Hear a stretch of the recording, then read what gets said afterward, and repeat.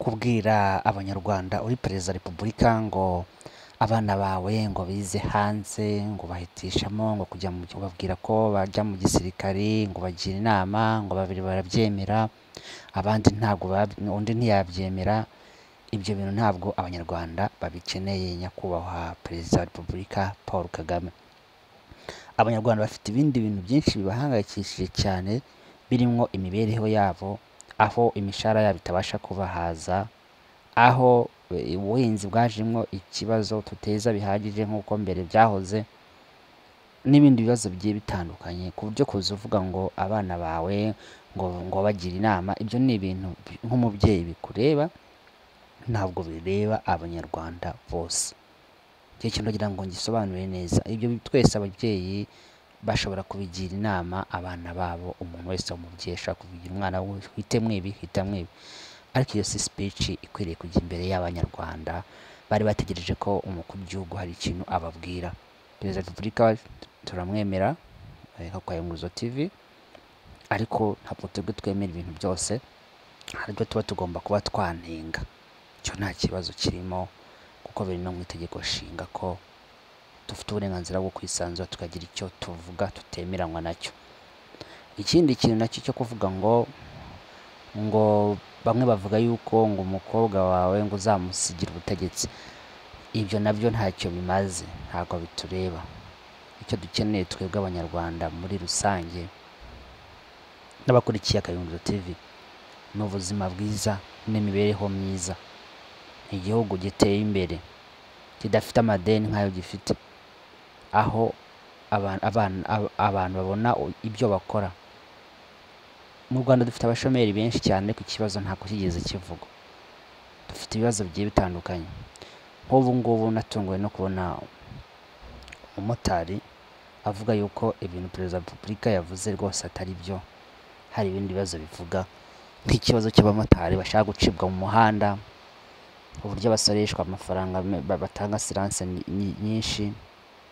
Ibyo bintu byose ni ibibazo bireba abanyarwanda benshi cyane, kandi baba bakeneye kugira ngo bumve kuba umwana we yajyaho, afite uburenganzira, afite n'ubushobozi, yapiganirwa nk'abandi bose.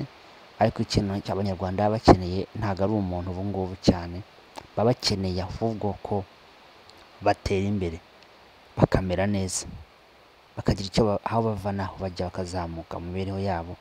Umwana wabo ntabure icyo arya, umwana wabo akabona uko yiga neza mu burezi bufite ireme, atari bwa burezi bwa nta kigenda.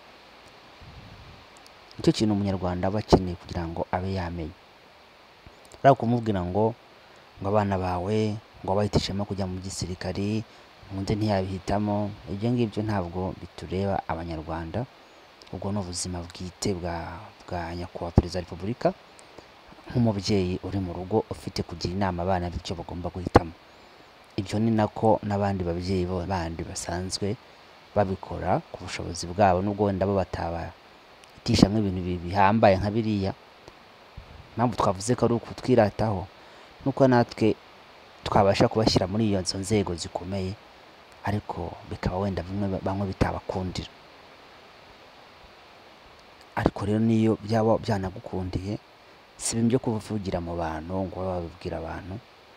Ikibabaje ni uko n'abandi bantu babitabiriye bose bahita bakoma amashyi.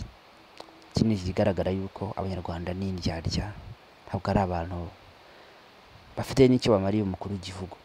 Ubundi bagombye kujya bamugira inama ati ntujya ujya kuvuga speech ahanahana, jya uvuga ibintu byerekeranye n'ibi, nibyo bizima abanyarwanda bose baba bakeneye. Ariko nta kibazo, ibintu byose no kugenda bagakoma amashyi.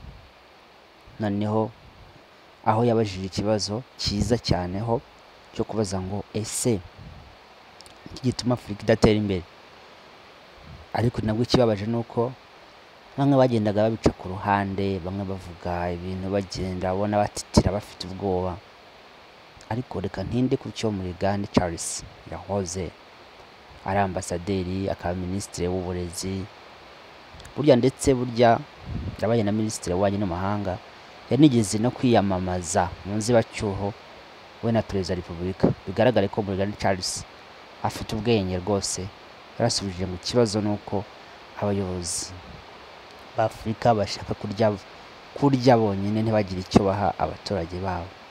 Ubundi umuyobozi yagombye kubanza agahaza abaturage na we noneho akazarya wenda byibura abona ko hari abayobozi. Ese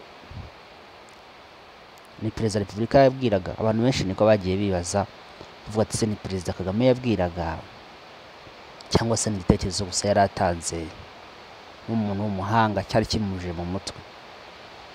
Ntabwo tuzi icyo uwo yabwiraga, akabona ko igisubizo yatanze kirimo rwose ubwenge cyane. Abayobozi bose baba bagomba gutekereza gutya, bijyanye n'ibyo nanavugaga. Ikintu ugomba kuba wabwira abaturage ni ikibafitiye inyungu, ntabwo ari ukubabwira ibijyanye n'amarangamutima yawe. Nimba wowe waba unabitekereza, oya. Abanyarwanda, abaturage b'Abanyarwanda bafite ibindi bibazo byinshi cyane bibahangayikishije cyane. Byinshi biri mu mibereho yabo.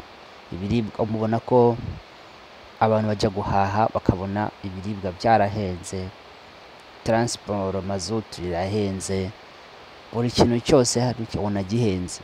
Icyo rero nicyo kibazo Abanyarwanda bafite. Ntabwo Abanyarwanda bashobora kuryama batekereza ngo Ange Kagame azasimbura. Oya, abo ngabo ni abanyapolitike bafite izindi nyungu batwirikiye, ariko Abanyarwanda bafite ibindi bibazo bitandukanye. Impamvu navuze ko byaba bigaragara nk'aho perezida wa repubulika yirase ku Banyarwanda, kuko Abanyarwanda mu bibazo bafite si ibyo kuvuga ibyo ngibyo byo kuvuga ngo perezida wa repubulika nk'abana yabahitiyemo kuba yabagira inama yo kujya mu gisirikare, undi ntiyabyemera. Ibyo ngibyo ni ubuzima bwe bwite, ntabwo ari ubuzima bw'Abanyarwanda. Icyo kumenya ngo azasigira ubuyobozi umukobwa we Ange Kagame, ibyo ntacyo bibwiye Abanyarwanda benshi batekereza. Icyo Abanyarwanda bakeneye cya mbere ni ukureba ko imibereho yabo imeze neza. Ese bahagaze bate? Ese abana babo bariga? Ese bararya? Ese bararya bagahaga? Ibiciro bihagaze bite ku masoko? Ibyo nibyo bibazo muri rusange Abanyarwanda bafite batekereza, kuko hari abandi Banyarwanda bandi bagendera mu moko. Turashaka ko hajyaho umuhutu, turashaka ko hajyaho undi umututsi, ibyo ntacyo bibamariye, kubera yuko uzajyaho wese mufite inzara mutameze neza ntacyo bizabamarira. Ahubwo igikenewe hajyeho umuntu ufite ubushobozi kuyobora abantu bakabasha kubona ibyo bakeneye by'ibanze. Ibyo by'amoko byo ntacyo bizabamarira, nta n'icyo biteze kuzabamarira. Mukeneye umuntu ubasha gutuma Abanyarwanda bamera neza. Ariko ibyo kuvuga ngo nk'abana banjye ngo bahisemo igisirikare ngo undi ntiyagihitamo, ibyo ngibyo ni ubuzima buri prive. Kuvuga ngo Ange Kagame azasimbura, nazashaka azasimbuye, ariko ibyo si cyo Abanyarwanda bakeneye. Abanyarwanda bakeneye ibirenze izo disikuru zimeze nk'iz'abapasiteri. Bakeneye ubuzima bwiza, bakeneye kubaho neza. Byaba bibabaje udakurikiranye ino video yanjye naguteguriye, byaba bibabaje cyane, kugira ngo ube wamenya byinshi mu bitekerezo Abanyarwanda benshi baba bafite. Nayikoze kugira ngo bijye no kuba bireba, bamenye yuko Abanyarwanda bafite byinshi bakeneye bibafitiye umumaro. Naho ibiri by'ubuzima bwa bwite bijye mu myidagaduro, ariko ntibikajya bivugwa na perezida wa repubulika. Nubwo perezida wa repubulika ari umuntu ukomeye, wanavuga n'ibyo ashaka, nta n'ikibazo, ariko hari ibintu Abanyarwanda benshi baba bakeneye bitari ibyo ngibyo.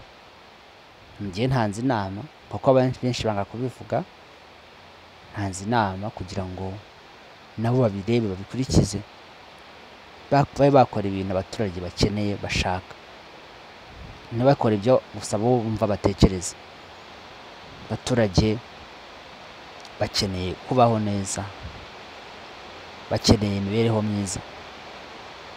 kuba umwana wa perezida yaba perezida birashoboka ko yakwiyamamaza, hari inzira byacamo, kuko kuba umwana wa perezida ntabwo bimwambura uburenganzira nk'uko na perezida ngo yabivuze. Ntabwo bimwambura uburenganzira, afite uburenganzira bwo kuba yakwiyamamaza nk'abandi banyarwanda bose. Ariko ibyo ntabwo ari byo dukeneye.